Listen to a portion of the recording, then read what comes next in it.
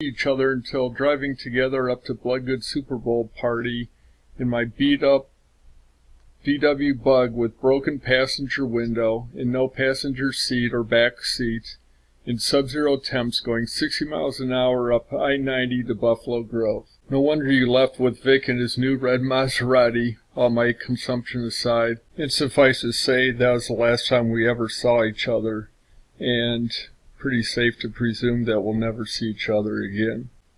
What happened was, we both lived downtown Chicago, probably about 10 blocks from each other, and we drove up to a mutual friend's party in Buffalo Grove.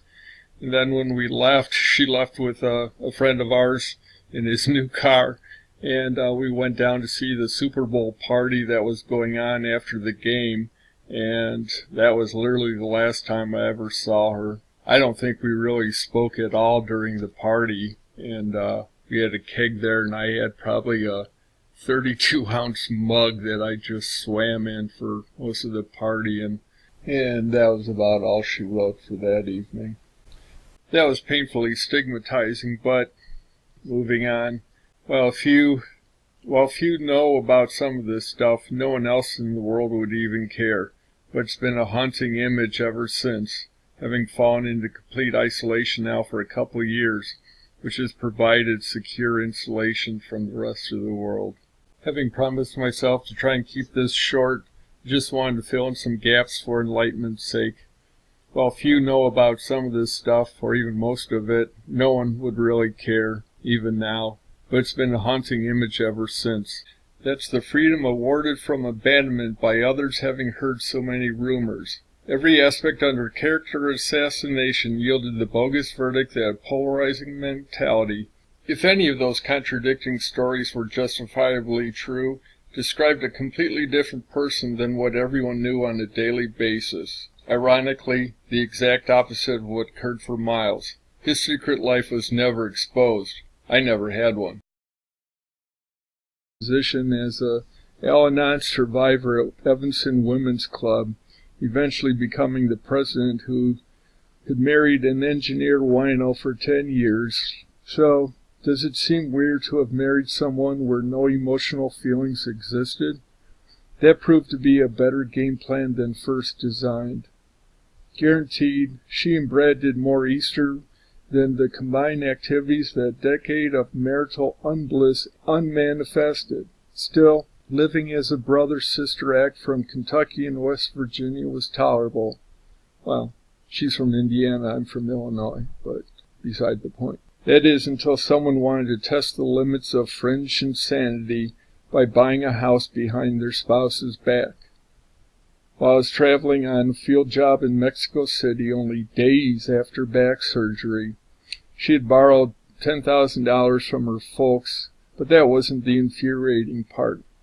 Being forced to sign and initialize umpteen dozen pages of 75% reduced fax legal documents dribbling out of a cheap, broken-down, gerbil-powered fax machine proved to be the brain-bashing boondoggle demanding tequila at the time.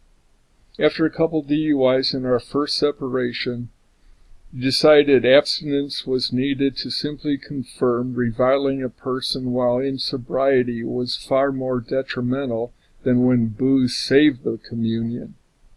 Score 1 for gut instincts being proven correct. It was just about over, but not before being instructed to go down to a Chicago clinic to, quote-unquote, donate in a cup, in order for someone to continue with IVF treatments. Shockingly, and to my utter dismay, had Jane birthed anything, the very last person claiming to be the father would have been me or Maury Povich during one of his DNA paternity testing programs. Maybe a slight exaggeration, but not really, being totally caught off guard that she had been in an IVF treatment program for well over a year before knowing anything about it. Fast forward to Jane's acceptance speech when she was awarded Victim of the Year 2001.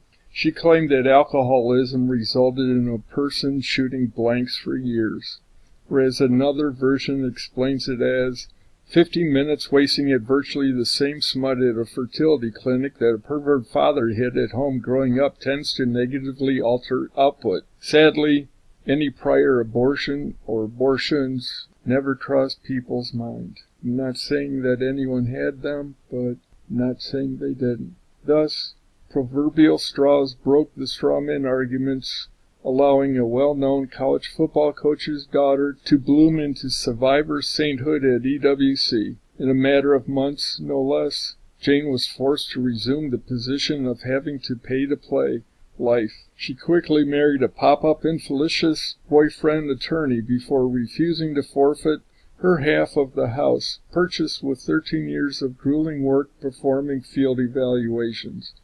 In between 4 reconstructive knee operations and 4 spinal surgeries, 2 of those being fusions, before it collapsed into a failed midlife crisis number 1. Yet in all that mass confusion, having more chargeable and billable time than only a couple other staff for the sum of a beloved vocation was vanquished forever. That company was my personal family. CTL was the fight-out house incarnate.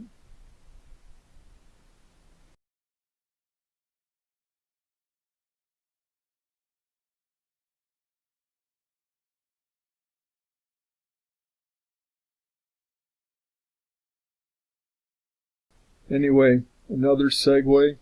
Next is a better story asking, who else in the world do you know could fabricate such events? Or more so, who'd want to?